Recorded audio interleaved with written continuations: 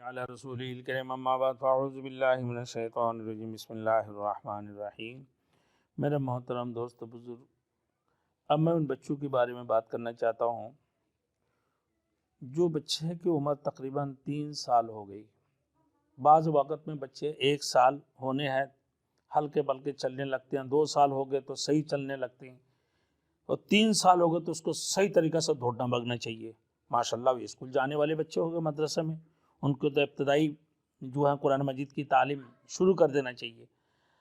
اب وہ بچہ 3 سال یا 4 سال کا جب ہو جائے تو لیکن اس بچوں کو چلنا نہیں آتی ہے۔ اب نہ وہ چل پا رہے ہیں، نہ وہ بول سکتے ہیں، نہ وہ سن سکتے ہیں، دماغی توازن ان کی صحیح کام نہیں کر رہے ہوتی ہیں۔ ان صورت میں بہت سارے مشکلات بچوں کے لیے پیش آ جاتے ہیں۔ والدین بھی ان بچوں کو سنبھالنے میں انتہائی پریشان ہوتے ہیں کہ ان بچوں کو کسی جیسے لگڑے لولے بچوں کو چلنا نہیں آتے ہیں۔ تو ان صورتوں میں میرے دوستو بالکل آسان ایک عمل ہے جو آپ کو کرنے سے جو ہے نا انشاءاللہ تعالیٰ 2-3 مہینہ کے اندر بچے چل پڑیں گے۔ بڑے بڑے ڈاکٹر پریشان ہو جاتے ہیں، بڑے بڑے ڈاکٹر، بڑے ماہر ڈاکٹر جو ہے پریشان ہو جاتی ہیں کہ بچوں کو چلنا کیوں نہیں آ رہا ہے، اور بعض وقت یہ سوچنے لگتے ہیں کہ بس اس کی دماغ کی توازن صحیح نہیں ہے، اسی وجہ سے وہ چل نہیں رہا ہے یہ بچہ۔ لیکن جب اللہ کی قرآن کے اوپر عمل کریں گے یقین کے ساتھ تو یقین اللہ رب العالمین آپ کے بچے کو شفا عطا فرمائیں گے۔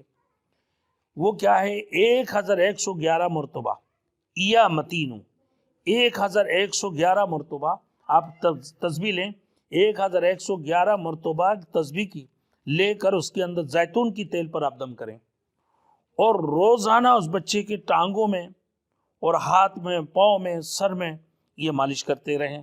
کندھوں پر کمر کی مالش، کمر میں بھی مالش کریں، ٹانگوں میں اور ہاتھوں میں، کندھوں میں، اور پھر کمر کے ہلکا سا کمر کے مالش کر کے ہلکے انداز سے۔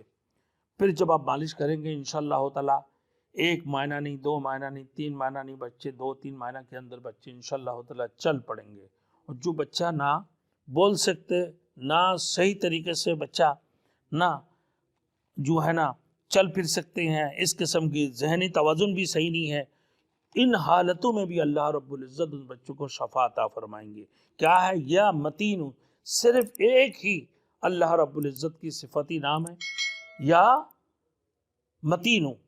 اس لفظ کو آپ پڑھنا ہے 1111 مرتبہ، 1111 مرتبہ پڑھیں، بچے کا پاؤں میں، ہاتھ میں، ٹانگ میں صحیح طریقے سے مالش کریں، انشاءاللہ تعالی اللہ یقیناً شفا عطا فرمائیں گے۔